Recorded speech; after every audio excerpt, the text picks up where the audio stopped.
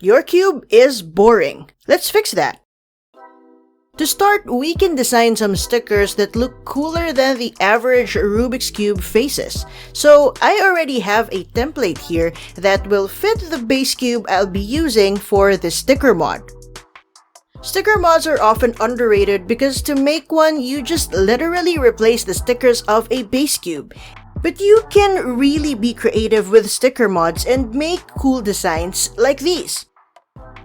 While this video is part of a series of different sticker mods ranging from the easiest to solve to the more complex ones, we're just going to focus on level 1 today, a simple 6-face design just with a more intricate pattern.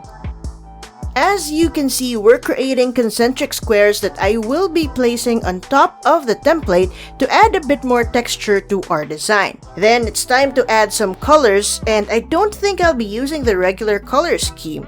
You can technically use any set of colors for sticker mods as long as there's enough contrast between your choices so that it's reasonably easy to solve. Next step is to print the stickers out and to start cutting these prints.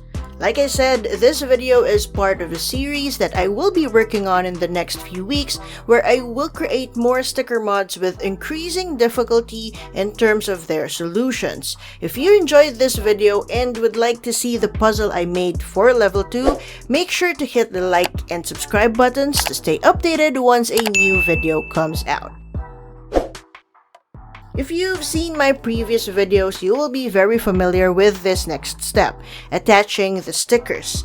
And it was at this point that I realized how wrong my measurements were because my template had more space between the facelets than the actual spacing in the base cube. This affects the concentric patterns. As you can see here, the smallest square looks a bit off and it really breaks the original design. You know what? It's fine. I really don't want to redesign and reprint these stickers because they still make sense in terms of what I want to achieve with this level 1 puzzle. A cube with 6 different colors with an added pattern for a more aesthetically pleasing look. I'll make changes to the template for sure, but that's for the next cube in this series. The rest is a pretty straightforward process and I'll stop chattering now so that you can enjoy the rest of the build.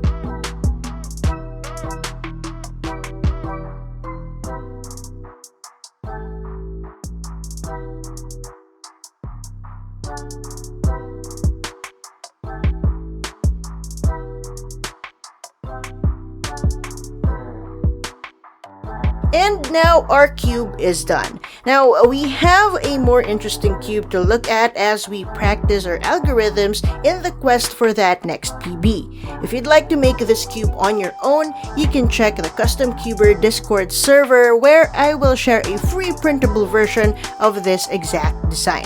Thank you so much for watching and see you in the next one.